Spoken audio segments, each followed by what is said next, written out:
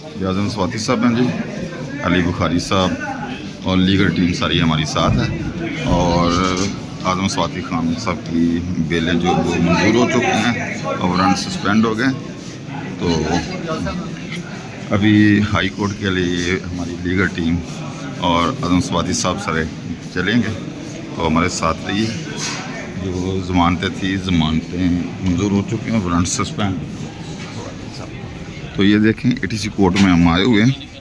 ये हमारे जिगरी हैं, ये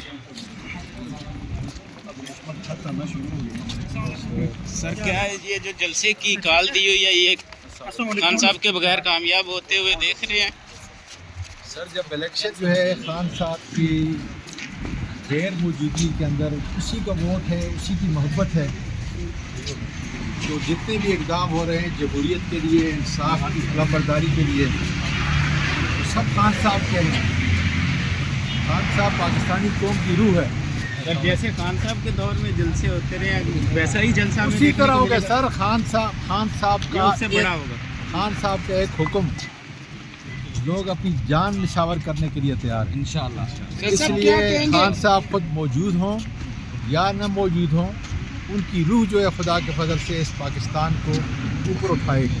सर साहब क्या जो कुछ क्या कहेंगे जस्टिस वाले मामले पे?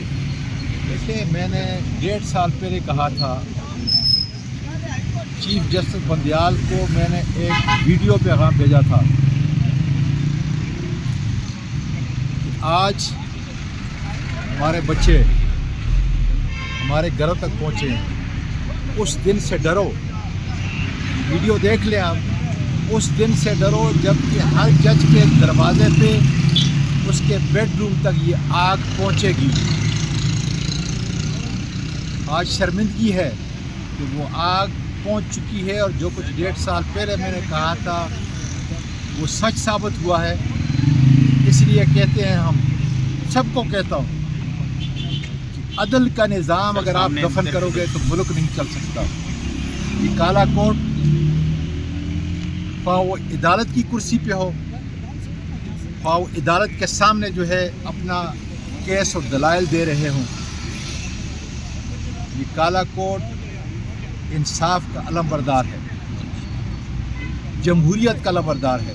और अगर इस मुल्क को चलाना है तो फिर हमने बार और बेंच को तक़वियत देनी होगी, इंसाफ को सबसे पहले फ़ोकियत देनी होगी, तो मुल्क की मईशत, माशरत और उसका इंसाफ का निज़ाम जो है आगे चलेगा। सर हुकूमत के बारे में कुछ कहना चाहेंगे इन जजेस के मामले में? इनको क्या इसमें मुश्किलात? एक जज नहीं है, ये 6 जज नहीं है, 2000 जज के साथ यही कुछ हो रहा है। जो कुछ आज़म स्वाति के साथ हुआ, जो मेरे दूसरे कायदीन के साथ हुआ, जो बुशरा बीबी के साथ हुआ, ये तारीख़ रकम की जा रही है और इस तरीके से मुल्क नहीं चलते।